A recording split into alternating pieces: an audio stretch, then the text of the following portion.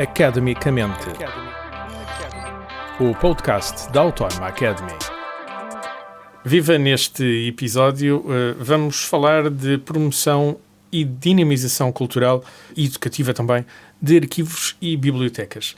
Para este tema convidamos Paulo Batista, ele é o coordenador de uma pós-graduação em promoção, dinamização cultural e educativa de arquivos e bibliotecas na Autónoma Academy. Vamos começar por um aspecto muito prático. Há poucos tempos estive num museu que expunha peças de arquitetura. É uma coisa que eu não estou muito habituado a ver em museus.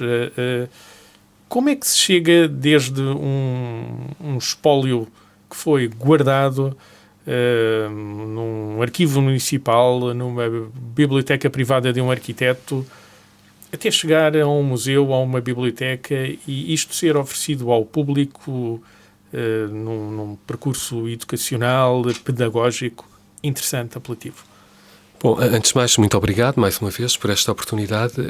Há de facto uma sucessão de etapas, desde o momento em que a documentação é doada ou comprada, portanto ela chega às instituições de várias formas, e até ser disponibilizado ao público, há um conjunto de etapas fundamentais, desde a sua organização, tratamento, descrição, classificação, avaliação também e, finalmente, a difusão ao público. E exatamente esta pós-graduação, entre as várias funções arquivísticas que eu acabei de referir, acentua a importância exatamente da difusão da informação por via da tal promoção e dinamização cultural e educativa. Ou seja, ela destina-se precisamente a todas aquelas pessoas, aos técnicos de arquivos e bibliotecas, mas também centros de documentação, informação, interpretação, sítios arqueológicos, museus, etc., que diariamente estão no terreno a resolver problemas práticos, mas para os quais muitas vezes não têm formação nessa mesma área, como por exemplo, como organizar uma exposição, como criar um serviço educativo, como montar um site em software livre por oposição ao software proprietário que tem custos astronómicos. Geralmente falamos de instituições que nem sempre têm um budget muito elevado. Exato, lá está. Também, como é incontornável, goste-se ou não, não é uma opção, é um destino, como apostar nas redes sociais, como, exatamente, na sequência do que acabou de dizer, para instituições, e são tantas, são claramente a maior parte, que não têm orçamento, ou que têm orçamento zero, como apresentar candidaturas a programas de financiamento e mecenato em Portugal e na Europa e no resto do mundo, como desenvolver programas de marketing, como criar linhas de merchandising e como avaliar todos estes aspectos. Ou seja, está-me a contar que é possível agarrar em material que está arquivado, vou usar a expressão grosseira, a ganhar pó, e transformá-lo numa mais-valia educacional, sem dúvida, numa peça atrativa para um museu, para uma biblioteca, para um próprio arquivo. É esse o caminho, ou seja, a documentação vale não só por aquilo que diz, que informa, mas por todo o seu potencial, neste caso, cultural e educativo. Ou seja, a informação, em sentido lato, arquivos, bibliotecas, etc., permite produzir uma série de evidências a partir da mesma. Como eu referi, exposições, a publicação de guias, catálogos, inventários, a criação de um serviço educativo, as tais linhas de merchandising, etc. Ou seja, a documentação, a informação, chamemos assim, tem todo este potencial de criação de evidências. Comecei esta conversa por dizer que assisti a uma exposição de um arquiteto, Ernesto Corrodi, um arquiteto que trabalhou bastante em Leiria, em Aveiro, no começo do século XX. Fiquei fascinado nesta exposição pelo caráter lúdico, bastante atraente, porque, para além daqueles esquiços típicos de arquitetura, havia uma espécie de um livro digital que conseguimos desfolhar facilmente e ver as obras a aparecerem à nossa frente como foram desenhadas nos anos 20, nos anos 30, mas também com um caráter muito educacional, muito dirigido a crianças, que conseguem perceber aquilo que era o fito da exposição e perceber trabalho desenvolvido por este arquiteto. Esta informação estaria morta se ninguém tivesse a ideia de a ir buscar, juntá-la e apresentá-la desta forma atraente. É verdade, e tocou num aspecto-chave que é diferentes públicos têm diferentes necessidades de informação, ou seja, é fundamental ter em conta, naturalmente, que temos um público infantil, temos um público sénior, até muitas vezes com limitações de mobilidade e outras, pessoas com limitações, por exemplo, em visuais, com a necessidade de ter as legendas em braille, etc. Portanto, percursos orientados nesse sentido. Temos um público mais académico, mais científico. Temos um público do cidadão anónimo, comum. Ou seja, temos que ter em conta as necessidades de informação dos diferentes públicos. Mas o aspecto-chave é envolver, independentemente dos públicos, envolver sempre as pessoas e as comunidades em que os serviços de informação, arquivos, bibliotecas, museus, se inserem. Ou seja, são estas três palavras. Esta articulação das várias partes, não é? Pessoas, comunidades e informação. Só assim é que faz sentido.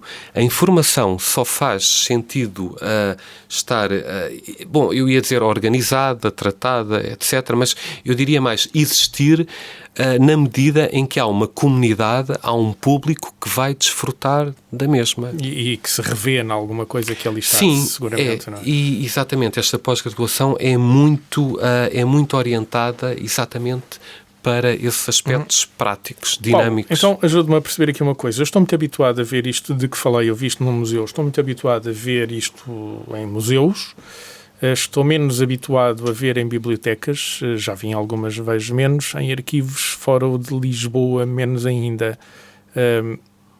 Estas entidades necessitam de formação porque espólio onde tê-lo. Sim, necessitam. Lá está. Essa é uma pergunta-chave, de facto, porque a informação está lá, em arquivos, bibliotecas, centros de documentação, etc. Estão lá os técnicos. Bom, por vezes, esse é outro problema, mas não vamos por aí. A falta de colaboradores que tantas vezes estes serviços de informação... pequenos, esses serviços são pequeníssimos, residuais ou quase... É verdade. Se falarmos de câmaras grandes, já há grande afetação. É verdade.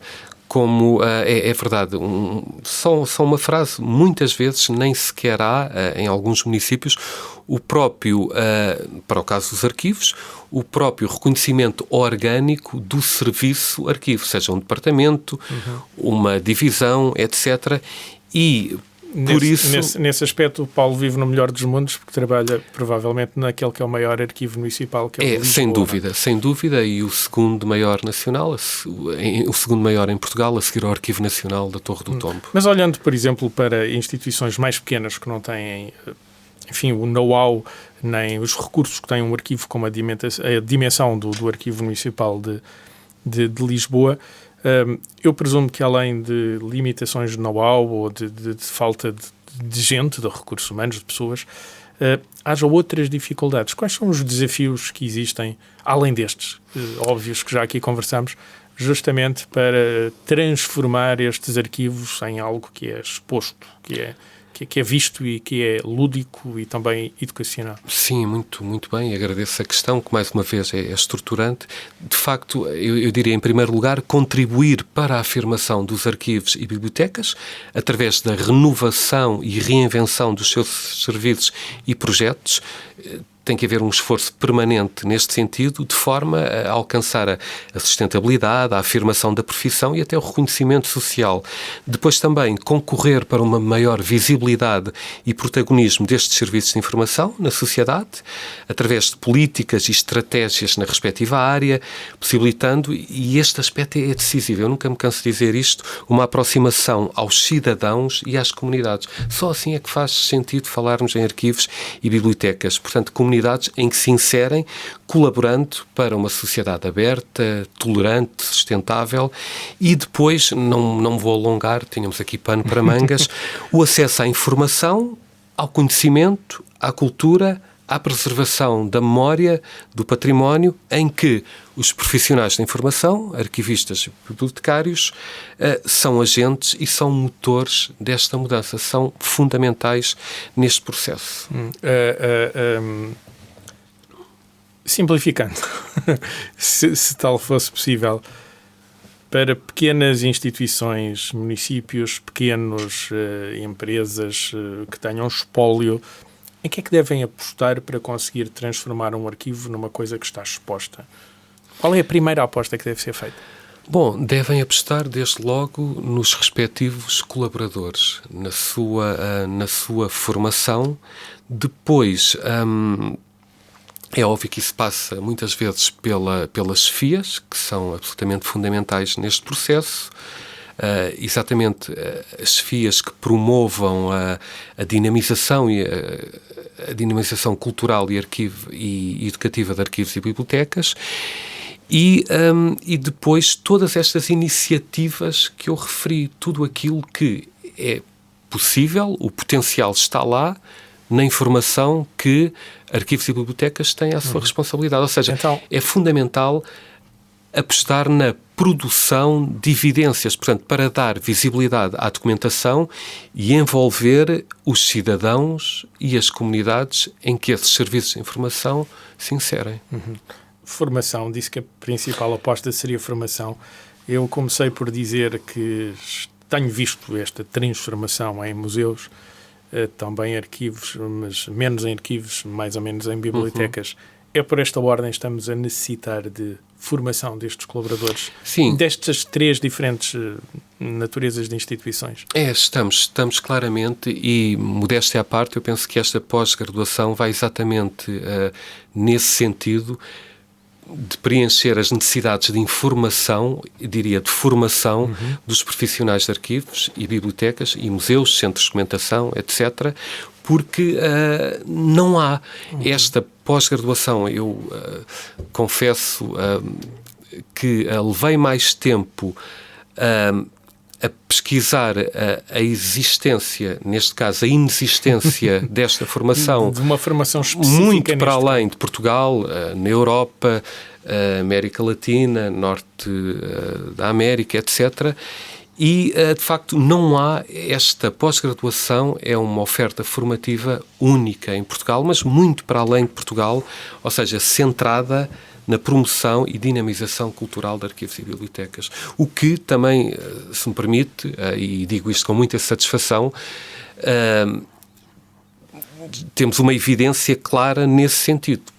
Para além da realização da primeira edição desta pós-graduação, que sabemos é um facto objetivo, é sempre a mais difícil, porque a primeira edição não é pouco conhecida. O curso realizou-se com um número muito satisfatório de inscrições e agora já estamos na fase de divulgação e inscrições para a segunda edição, que não poderia estar a correr melhor, apesar de apenas começar no início de janeiro. E sabemos que as pessoas... Também é uma evidência, deixam as inscrições normalmente para o período final e agora já temos uma base muito sólida. Paulo, perceber uma coisa, quem é que procura esta formação? Profissionais de arquivos, bibliotecas, centros de documentação, museus, mas também pessoas que, estando nestas mesmas áreas, necessitam, digamos, de uma reciclagem, de uma atualização de conhecimentos nesta área, mas também pessoas que desejam precisamente entrar nas mesmas. E eu penso que é outra mais-valia... Atualizar conhecimentos, atualizar práticas, mas também adquiri-las. Atualizar, reciclar, e também penso que é um aspecto importante desta pós-graduação.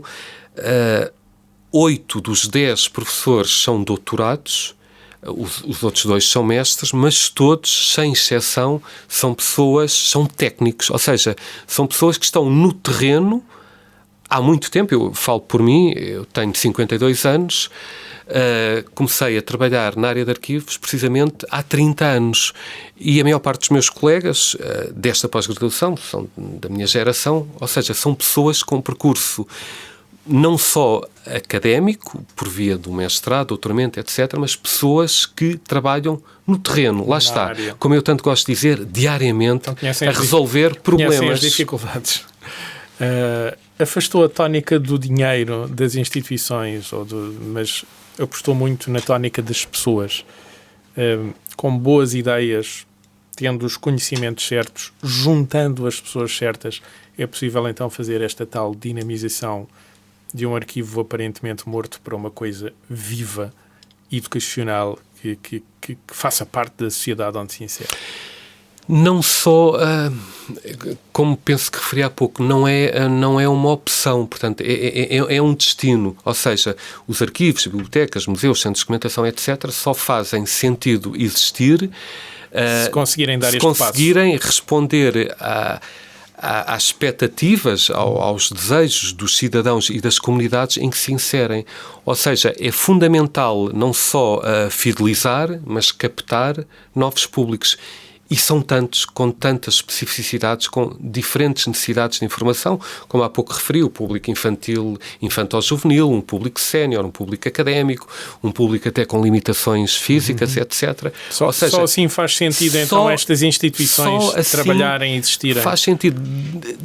Não faz disponibilizar. É preciso apostar numa visibilidade, num protagonismo, numa renovação, numa reinvenção dos serviços e projetos, porque o público é muito exigente, ainda bem que assim é, há tanta oferta, portanto, não há outra opção que não seja promover as boas práticas e a excelência. Só assim conseguiremos, lá está, como acabei de referir, não apenas fidelizar o público existente, mas captar os novos públicos, porque há tanta oferta que temos que apostar sempre neste sentido, na excelência.